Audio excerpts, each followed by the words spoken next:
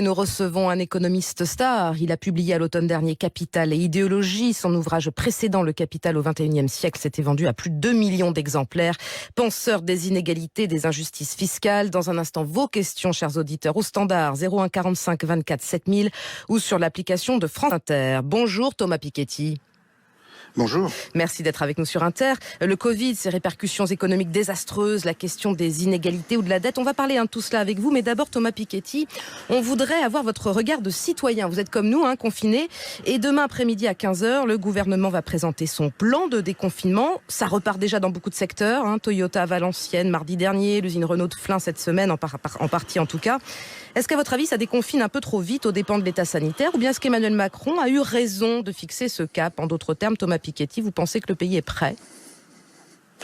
Là, il y a des paramètres médicaux, de santé. Moi, je veux regarder les avis scientifiques qui sont assez sceptiques là sur certains points. Je pense qu'en tout cas, à ce stade, la priorité, ça doit être vraiment la santé publique. Il faut quand même se rappeler, on a plus de 20 000 morts. Certaines estimations donnent aujourd'hui de l'Institut Pasteur qu'on aurait pu en avoir plusieurs dizaines de milliers supplémentaires sans le confinement. Il faut aussi se rappeler que ce qui nous a amené dans ces décisions sur le confinement, ce sont des modèles épidémiologiques, alors qui ont beaucoup d'incertitudes, mais qui prédisaient qu'on pourrait monter jusqu'à 40 millions de morts dans le monde, 400 000 morts en France, donc pas du tout une simple grippe. Alors, il y a beaucoup d'incertitudes sur ces modèles, et moi je suis pas compétent pour les juger, mais à partir du moment où ils existent, où les spécialistes ont l'air de considérer que c'est ce qu'ils ont de mieux à nous présenter, il est évident qu'on doit être extrêmement prudent, et donc que le déconfinement soit se faire avec beaucoup de précautions. Thomas Piketty, on redécouvre en cette période de crise la capacité de l'État à dépenser massivement 110 milliards d'euros de plan d'urgence, annulation, report de charges, aide aux entreprises, aux plus démunis. Est-ce que pour vous, le gouvernement fait tout ce qu'il faut là en ce moment pour nous prémunir face au choc économique à venir ? Non, je pense qu'il y a beaucoup d'insuffisances dans ce qui a été fait. Pour l'instant, tout ça peut être financé par la dette. On parlera de la question de la dette, des implications sur l'Europe. Et moi, j'ai le gros souci sur l'absence de préparation au niveau européen de ce qui va suivre. Mais pour l'instant, dans l'immédiat, on aurait pu faire plus.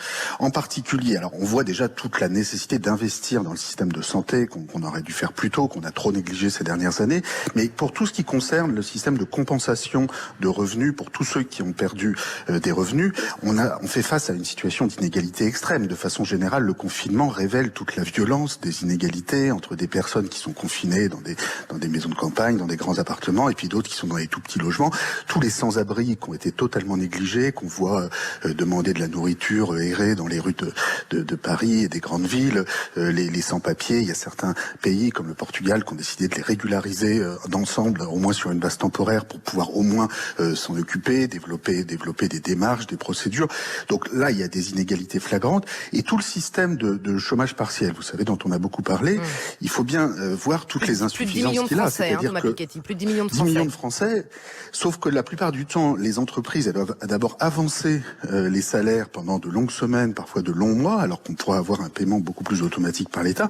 Et surtout, je voudrais insister sur le fait qu'il y a énormément de Français qui sont exclus du chômage partiel, c'est-à-dire toutes les personnes qui sont sur des statuts précaires, qu'on voit à nouveau dans les rues, là, sur leur vélo, faire des livraisons parce qu'ils n'ont pas le choix, parce qu'ils ont besoin de retrouver du revenu, ne sont pas concernés par le chômage partiel. Toutes les personnes qui étaient en fin de CDD au moment du confinement ne sont pas dans le chômage partiel. Et puis, tout notre système de transferts sociaux en général, regardez la question de toutes les familles modestes qui bénéficiaient jusqu'ici d'un tarif pour la cantine pour leurs enfants.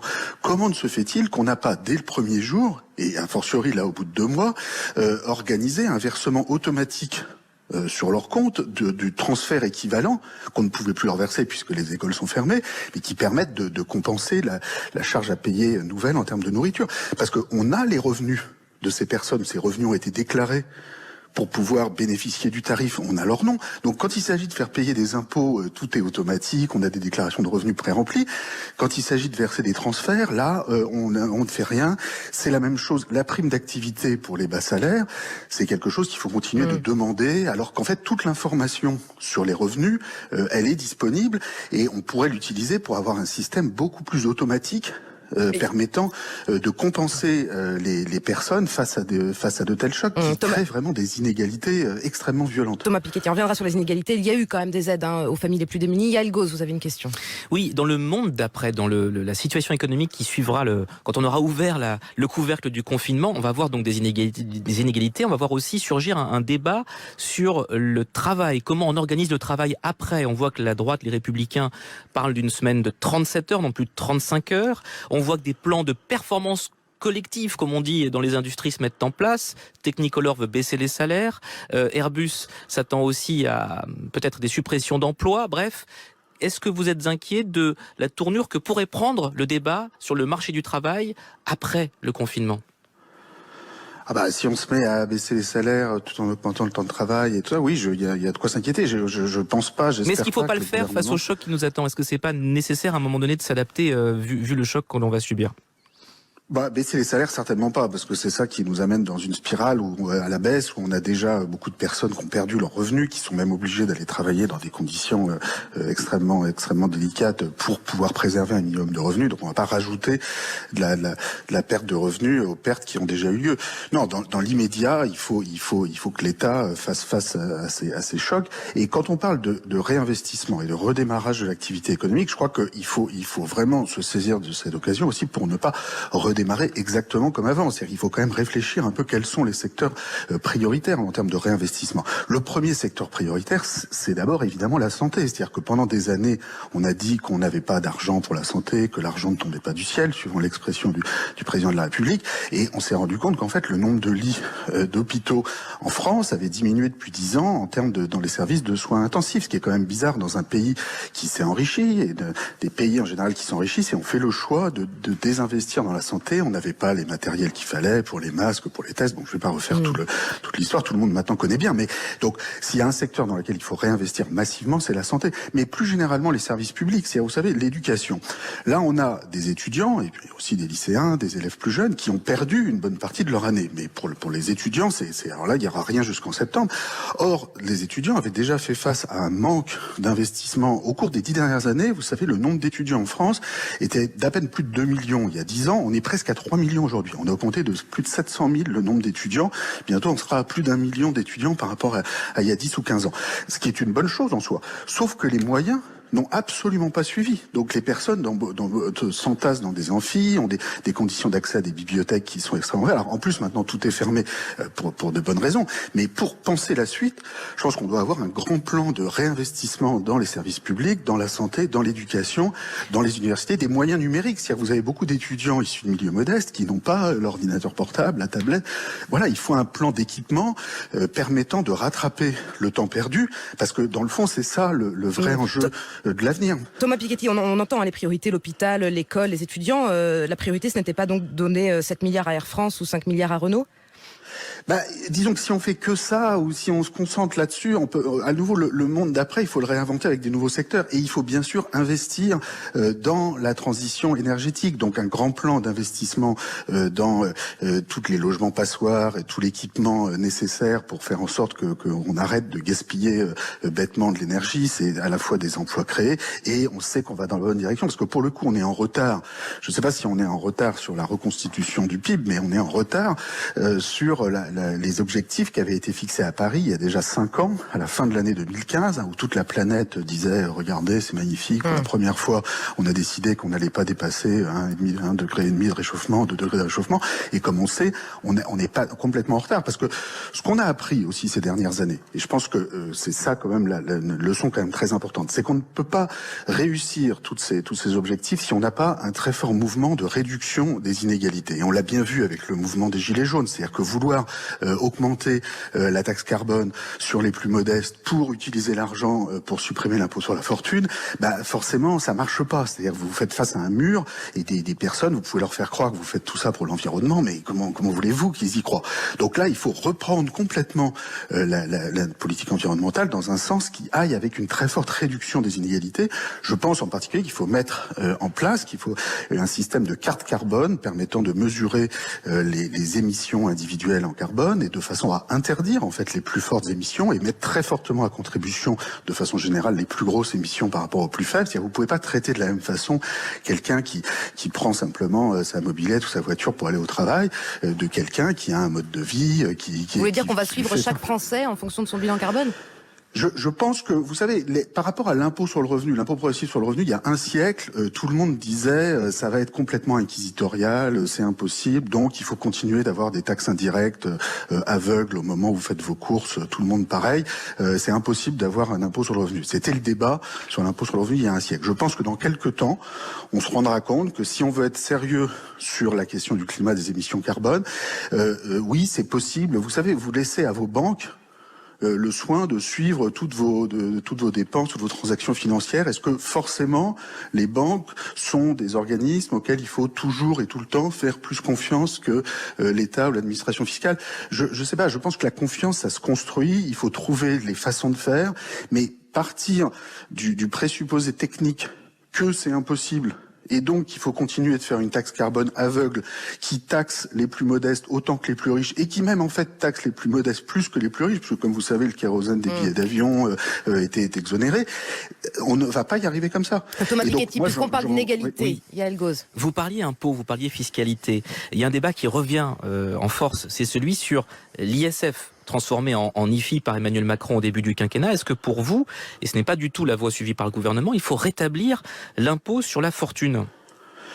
Oui, bien sûr, il faut rétablir l'impôt sur la fortune. Je ne vois pas comment les Français pourraient comprendre qu'on continue jusqu'à la fin du quinquennat, 5 années de suite, de financer des cadeaux fiscaux qui dépassent 5 milliards d'euros par an pour les 1% des Français les plus riches, à travers la suppression de l'impôt sur la fortune, la suppression de l'impôt progressif sur les dividendes et les intérêts.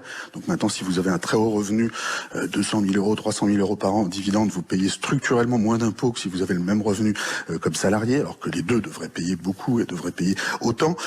Donc on a ces mesures qui coûtent 5 milliards d'euros par an chaque année jusqu'à la fin du quinquennat. Les maintenir aujourd'hui, alors qu'on dit qu'il faut réinvestir dans les services publics, réinvestir dans l'hôpital, réduire les inégalités, ça me paraît incompréhensible. Gérald Darmanin vous répond que dans la crise, on a besoin que ceux qui ont de l'argent, qui en possèdent, puissent le mettre dans les entreprises au moment où ça va être dur, justement, là. Oui, enfin, vous savez, on a surtout besoin que les revenus de ceux qui vont consommer et de tous ceux qui ont des petites et moyennes entreprises ne s'effondrent pas. Parce que l'économie, ça fonctionne pas comme ça avec un petit groupe de super millionnaires ou milliardaires. Ça fonctionne d'abord avec des petites, des moyennes entreprises, vous savez, dont les personnes, tous les restaurateurs aujourd'hui qui vont mettre les sous la porte, ils aimeraient bien payer l'ISF. Mais en attendant, on parle de personnes, vous savez, à qui on a pendant des années fait payer toujours plus de TVA, de charges, de CSG, parce que il fallait diminuer les impôts des plus riches. Donc ça, je pense que ce discours ne fonctionne plus du tout. Donc non seulement il faut rétablir l'ISF, mais je pense qu'il faut le rétablir de façon beaucoup plus modernisée, avec un rendement qui pourrait dépasser 10 milliards d'euros par an. Il en rapportait avant environ 5 milliards, simplement parce que l'ISF n'a jamais été bien contrôlé. C'est-à-dire qu'on laissait les personnes mettre n'importe quoi dans leurs déclarations, alors qu'on devrait avoir des déclarations pré-remplies, comme pour l'impôt sur le revenu et n'importe quel salarié. Thomas Piketty, je vous arrête parce qu'on va ouvrir le dialogue avec les auditeurs de France Inter. Ils sont nombreux et à ce propos, je crois que Vincent, bonjour Vincent et bienvenue sur France Inter. Je crois que vous avez une question justement à ce propos des subventions et de l'ISF. Oui, bonjour Monsieur Piketty. Gérald Darmanin, le ministre du Budget, dans un article au Monde de mai 2018, avait reconnu 140 milliards d'euros par an d'aide aux entreprises, desquelles il souhaitait économiser à peu près 5 milliards pour aider le budget de l'État. Est-ce que ça n'est pas l'explication de notre dette, finalement, qui se cumule d'année en année? Et est-ce que nous vivons dans un capitalisme subventionné? Merci Vincent pour cette question. L'endettement plutôt que la faillite, avait dit Bercy, on s'en souvient, Thomas Piketty. Alors est-ce que c'est le bon choix ou, comme dit Vincent, c'est un capitalisme subventionné qui n'est pas la solution?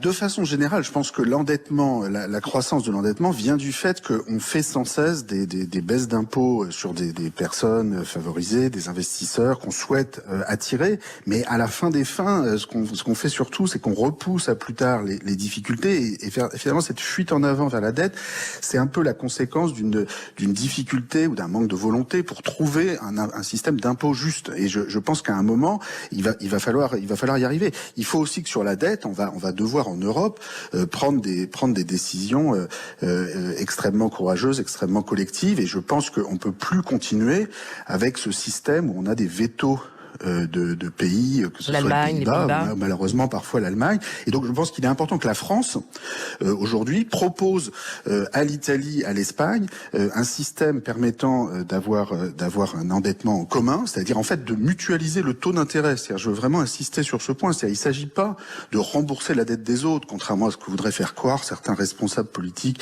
qui attissent. On parle des coronabonds là au niveau européen. Aux Pays-Bas, voilà, on parle des coronabonds. Le premier objectif, c'est d'abord de mettre en commun le taux d'intérêt. C'est-à-dire de faire en sorte que les différents pays, l'Italie, l'Espagne en particulier, ne soient pas soumis à des spéculations financières qui, du jour au lendemain, vont monter leur taux d'intérêt et vont mettre complètement par terre leur budget public. Et je pense qu'aujourd'hui, la France doit prendre une initiative pour proposer à l'Italie et à l'Espagne de mettre en commun le taux d'intérêt. Il y a une proposition très détaillée qui a été faite par Lucas Chancel la semaine dernière, un rapport du laboratoire sur les inégalités mondiales. Et plus généralement, il faut qu'un tel système soit ouvert, évidemment, à l'Allemagne, aux Pays-Bas, à tous les pays qui veulent y participer, mais on ne peut pas fonctionner dans cette crise avec ce système de droit de veto permanent. Vous savez, aujourd'hui, vous avez l'opinion publique en Italie, en Espagne, en France, qui demande plus de solidarité au niveau européen et qui demande un changement de cours au niveau européen pour avoir plus de justice fiscale vis-à-vis des entreprises. C'est la question de votre auditeur. Et plus généralement, pour avoir un modèle de développement plus équitable, plus durable en Europe. La vérité, c'est que si on avait une assemblée pour en discuter au niveau de la zone euro, il y aurait une majorité pour aller dans cette direction. Parce que la France, l'Italie, l'Espagne, la Belgique, le Portugal, la Grèce, ça pèse quand même très lourd. Thomas Et donc on ne peut pas continuer d'avoir des droits de veto comme ça de pays qui empêchent d'avancer. Donc je pense qu'il faut faire des propositions pour aller plus loin. Et c'est ça qui finalement amènera l'Allemagne et les Pays-Bas dans la bonne direction parce qu'ils ne voudront pas rester en dehors. Donc mettre en place une avant-garde quelque part de l'Europe du Sud pour faire avancer l'Europe de demain. Oui, est-ce que quand le gouverneur de la Banque de France dit qu'il faudra la rembourser, cette dette, est-ce qu'aujourd'hui il y a d'autres solutions qui s'ouvrent à nous? Il y a un débat économique florissant sur ce qu'on fait avec les dettes. Est-ce qu'on les rend perpétuelles? Est-ce qu'on les annule? Est-ce qu'on fait des grands travaux pour les compenser? Vous préconisez quoi? Et on retourne au standard puisque Michel a une question qui ressemble beaucoup à la vôtre, Yael. Bonjour Michel. Bonjour Michel. Oui, bonjour Monsieur Piketty. Je suis très content de pouvoir vous poser une question. Bon, on parle bien sûr de l'effacement des dettes et moi la question que je me pose c'est quel serait le danger pour les États, pour la finance, quelle est la faisabilité par rapport à l'effacement des dettes? Est-ce que c'est possible? Comment c'est jouable? Vous devez pouvoir répondre à cette question, je pense. Thomas Piketty, pouvez-vous répondre à Michel? Merci Michel pour cet appel. Là, pour le coup, disons, il y a beaucoup de leçons historiques qu'on peut donner pour commencer. C'est-à-dire que autant la crise d'un point de vue sanitaire de l'épidémie du coronavirus, c'est quelque chose de complètement nouveau qu'on n'avait jamais vu auparavant, ou peut-être la grippe espagnole de 1918-1919, mais c'était quand même très différent. Autant des crises de la dette, on en a déjà beaucoup vu dans l'histoire. Et la bonne nouvelle, c'est qu'il y a quand même différentes façons de s'en sortir. Donc je veux en mentionner une pour commencer. Après la Première Guerre mondiale et encore plus après la Seconde Guerre mondiale, de nombreux pays, notamment l'Allemagne et le Japon, qui sont peut-être les deux plus réussis dans le genre, ont mis en place entre 1948 et 1952 des systèmes d'imposition exceptionnels sur les plus hauts patrimoines privés, notamment les plus hauts patrimoines financiers, dont on dit aujourd'hui qu'il est impossible de les taxer. Je ne sais pas comment on s'est débrouillé en 1950, mais apparemment on a réussi. Donc quand il y a une volonté politique de le faire. Donc on n'efface pas la dette, mais on taxe les hauts revenus. En l'occurrence, c'est pas les hauts revenus, là, c'est les hauts patrimoines. Il faut bien se rendre compte quand même de jusqu'où ça a été. C'est-à-dire qu'en Allemagne et au Japon, on est monté jusqu'à 80-90% de ponction sur les plus hauts patrimoines. En France, il y a eu en 1945 également un impôt de solidarité nationale qui était de seulement 20% sur les plus hauts patrimoines, mais c'est quand même une ponction de 20% sur les plus hauts patrimoines, mais qui en fait s'accompagnait d'une ponction de 100% sur tous les patrimoines qui avaient augmenté entre 1940 et 1945, ce qui, compte tenu du fait qu'en fait il y avait de l'inflation, ça a conduit à prendre en fait un peu comme en Allemagne ou au Japon une énorme proportion des plus hauts patrimoines tout court en général. Et en Allemagne et au Japon, ça a été particulièrement bien organisé. Ça a permis de réduire l'endettement public très vite, qui était à l'époque de plus de 200% du revenu national autour de 1950, donc encore plus élevé. Oui, puisqu'on est à 115 là, a priori. Voilà, en France, encore plus élevé que ce qu'on a aujourd'hui et sur des économies d'une taille considérable. Et c'est ça qui a permis rétrospectivement, si on regarde ces épisodes, de financer ensuite dans les années 50-60 les investissements dans les infrastructures publiques, dans l'éducation, dans la croissance. Et si on regarde rétrospectivement, ça a été un immense succès. Donc je dis pas qu'il faut faire exactement la même chose, mais il faut reprendre ces leçons de l'histoire avant de prétendre qu'il y aurait une seule solution. Thomas Piketty, donc taxe élevée au patrimoine, retour de l'ISF. Laurent nous appelle de Seine-et-Marne. Bonjour et bienvenue Laurent.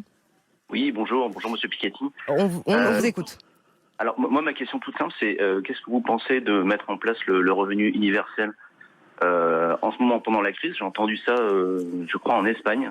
Alors, pendant la crise et peut-être le faire perdurer après. Moi à mon humble avis, je trouve que c'est une idée géniale pour éradiquer la pauvreté. Merci pour cette question Laurent. Thomas Piketty, le revenu universel comme solution. Est-ce que c'est la solution? On sait que vous l'aviez soufflé à l'oreille de Benoît Hamon pendant la campagne en 2017. Oui, alors encore faut-il bien s'entendre sur ce dont il s'agit. C'est-à-dire que ça va pas être l'arbre magique qui va résoudre tous les problèmes de justice sociale. Moi, je pense qu'il faut, si on veut une société juste, il faut aussi que l'échelle des salaires soit juste. Il faut aussi un système de justice éducative, un système de participation à la prise de décision dans les entreprises. Enfin, il faudrait pas. Le risque, ce serait de penser que voilà, revenu universel, on appuie sur un bouton, on a réglé tous les problèmes. Cela étant dit, ça fait partie des solutions.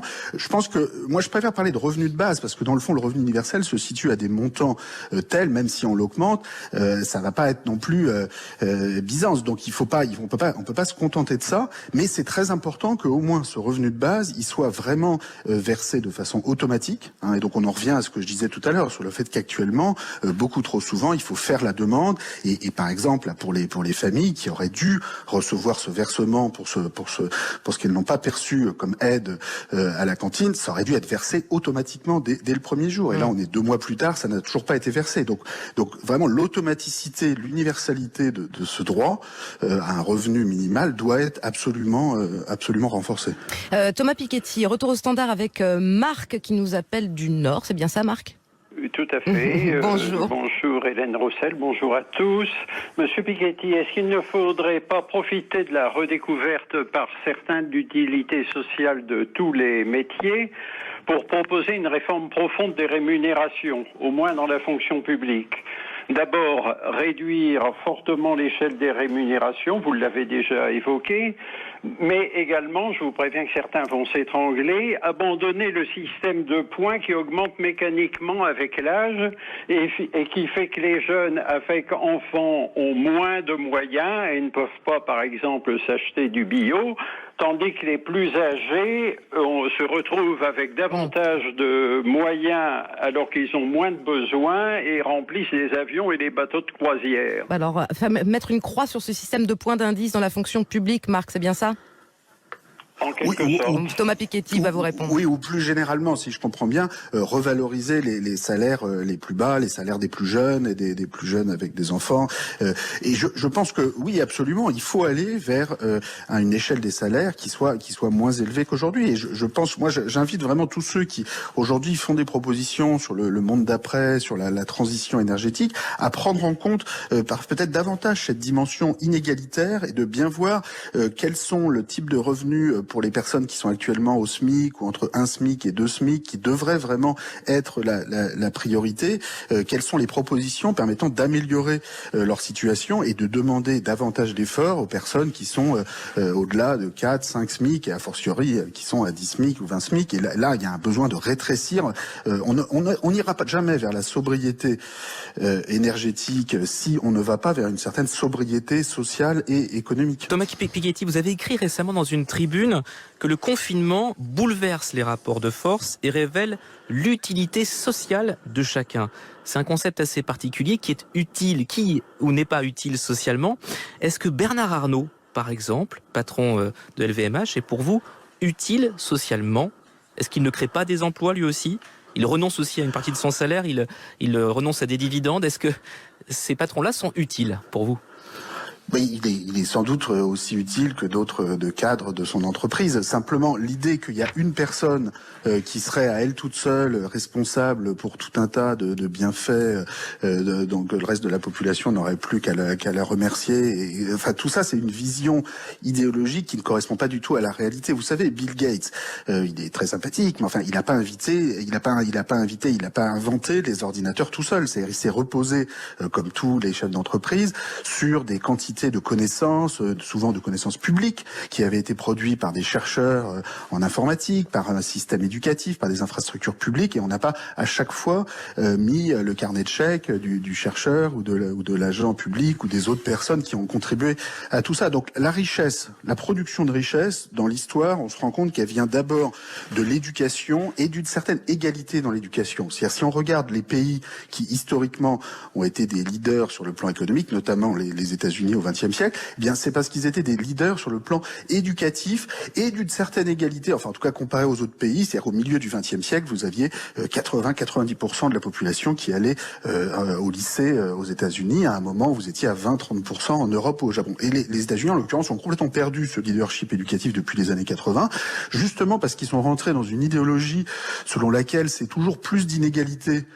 et toujours plus de concentration du pouvoir économique dans les mains de quelques-uns qui produit plus de croissance. Sauf qu'en fait, c'est pas vrai historiquement. D'abord, il faut voir quelle croissance. Et puis, de toute façon, en l'occurrence, la croissance aux États-Unis, elle a été divisée par deux. Donc, pour répondre à votre question, évidemment, quand vous avez des milliards d'euros sur votre compte en banque, vous pouvez toujours le dépenser, l'investir. Et heureusement que quand vous le dépensez, il y a des personnes en face à qui ça fait un salaire. Mais la question, c'est si cet argent, il était entre les mains de petites et moyennes entreprises et de personnes moins riches, eux aussi, vous savez, ils pourraient le dépenser. Enfin, c'est pas très compliqué de dépenser de l'argent. Le problème, c'est est-ce qu'il faut donner tout le pouvoir de décider quels investissements, quelles dépenses à un tout petit groupe de personnes, ou est-ce qu'on pense pas, dans des sociétés très éduquées dans lesquelles nous sommes, qu'on a besoin de tout le monde pour participer à la vie économique? Thomas Piketty, on dit tout un vocabulaire qui revient à la mode, relocalisation, nationalisation, État-providence, Emmanuel Macron le 13 avril dernier qui dit vouloir sortir des sentiers battus, se réinventer, le ministre de l'économie lui qui parle de game changer, d'une autre mondialisation dans le monde d'après. Vous y croyez entre nous, Thomas Piketty?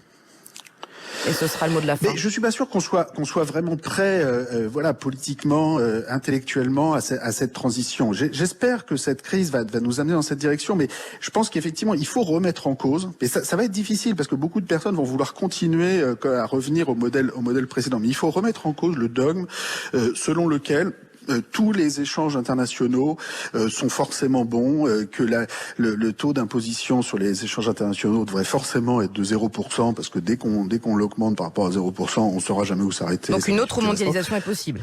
Il faut réfléchir à une autre mondialisation, et en particulier, il faut remettre en cause, quand vous échangez avec des pays qui, pour vous envoyer vos biens et vos services, vous mettent dans une situation de précarité en cas de crise, c'est clairement pas une bonne solution. Mais quand vous échangez aussi avec des pays qui, pour vous envoyer leurs biens et leurs services, utilisent des transports internationaux qui eux-mêmes émettent plein de carbone, ne pas imposer du tout cette transaction internationale, pour le coup, c'est quelque chose d'un peu fou.